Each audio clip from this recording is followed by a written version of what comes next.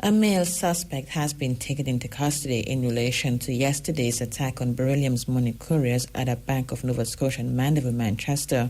Further reports are that investigators are following strong leads and are questioning several persons, including workers at the bank and the security company. Police said the suspect was held in neighboring Clarendon during an operation this morning. Reports said at about 1:30 a.m., cops, acting on information, set up a vehicle checkpoint along the Four Paths Main Road and intercepted a motorcar matching the description of the getaway car used by the armed robbers yesterday. The driver of the black Toyota Wish motorcar was apprehended and a search was conducted. Police reportedly found a magazine containing 25 9mm rounds of ammunition, an M16 spent casing, 2 AK-47 7.62 caliber rounds of ammunition, as well as a ski mask. Videos of the attack, which have gone viral on social media, show men wearing masks and armed with high-powered guns carrying what appears to be large money bags from a building to a waiting black motorcar that later sped off. Several explosions can be heard throughout the videos. President of Beryllium Limited, Andre McLean, has described yesterday's attack on members of his team as an act of terror. Mr. McLean could not state how much money was stolen. Meantime, it's reported that at least 5 persons were shot and wounded during yesterday's robbery incident. These persons had been standing in line at the automated teller machine at the Bank of Nova Scotia branch, which was being serviced by the Beryllium guards. A relative of one of the gunshot victims said it's heartrending that her loved one was hurt while going about her lawful business. Yesterday's incident is the latest in a series of armed attacks on Beryllium money couriers, with some incidents being fatal. The San Myrna Foundation is on standby to assist yet another burn victim who may need to be flown overseas for treatment. 17-year-old Alicia King has burned on 60% of her body and is currently undergoing treatment at the intensive care unit at the University Hospital of the West Indies. It's reported that King was asleep at home in Dover Castle, St. Catherine, when a man said to be her former boyfriend entered the premises, doused her with a flammable liquid, and then set her on fire. Projects manager at San Myrna Foundation, Stephen Josephs, said the situation is even more tragic considering that King recently lost her parents. We heard that a little girl, 17 years of age, who lost both parents, both mom and dad, are deceased, that her ex-boyfriend set her ablaze while she was sleeping at about 3:15 a.m. in the morning. I know that she is severely burned and undergoing treatment as we speak at the UWI hospital, but we stand ready if need be for external help where the logistics is concerned. Once needs arise and they need our help with the international transfer, we'll be ready.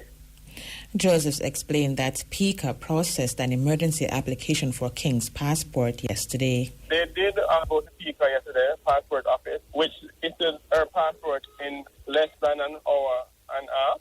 And that was really remarkable because PICA understand the importance of urgency. But it is just there in place if needs be for her to leave Ireland. He added that King's family started a GoFundMe campaign for her. So far, the fund has raised just over $1,000. The GoFundMe is certainly the family is trying to raise to ensure that the instrument is there. Because, 60% burn is no joke. So the family went ahead to create the GoFundMe, and we definitely support such an initiative because we understand the importance of burn care. Projects manager at San Myrna Foundation, Stephen Josephs. Meantime, the young man accused of dousing his former girlfriend with a flammable liquid and setting her on fire has been listed as a person of interest by the St. Catherine North Police.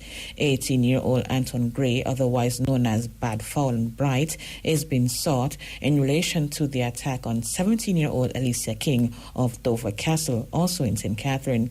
Police said Gray is known to frequent the Johns Road and Tospen areas of Spanish Town. The Law enforcement officers have tried repeatedly to locate him, but their efforts have proven futile. They are now appealing to Gray to contact them. Alternatively, Gray must visit the Linstead police immediately. Anyone who can help detectives locate Antoine Gray is being asked to contact the police. Opposition spokesman on finance, Julian Robinson, has stressed that the affected investors should be kept in the loop about investigations surrounding Stocks and Securities Limited, SSL.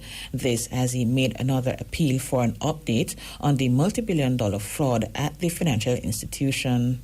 Opposition People's National Party is calling on the government and law enforcement officials to provide an update on the status of investigations into the massive fraud which took place at Stocks and Securities Limited. While we appreciate that sensitive information cannot be disclosed, it is important that Jamaicans, and in particular those with monies invested in the company, are kept in the loop about the progress of the investigations. Given Jamaica's very poor track record of successfully prosecuting those responsible for financial crimes, periodic updates on the status of the investigations are critical to maintain public confidence that there will be no cover-up.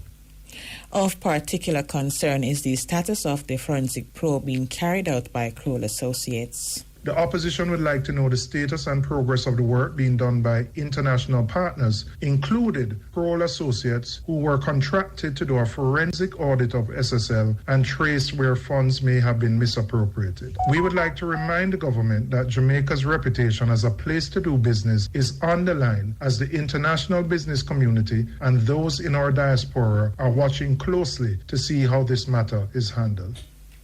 Opposition spokesman on finance, Julian Robinson. The SSL fraud resulted in several investors, including Usain Bolt, missing millions of dollars. Bolt and other investors have taken the matter to court. Former SSL worker Jean Panson was arrested and charged in relation to the fraud.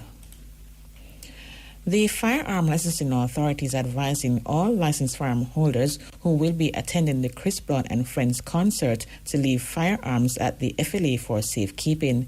The FLA's headquarters on Old Hope Road, which is within walking distance from the National Stadium, will be open to facilitate the safe storage of firearms and ammunition.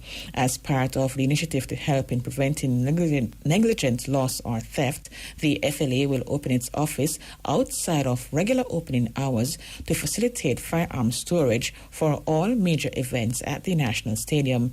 The FLA intends over a period of time to extend this initiative to all major events across the island. Licensed firearm holders are being reminded that it is their duty under the law to safely store their firearms and ammunition. Where a person fails to do so, that person is liable upon conviction to a term of imprisonment of up to 5 years or a fine of up to $5 million. I'm Patrice Walters.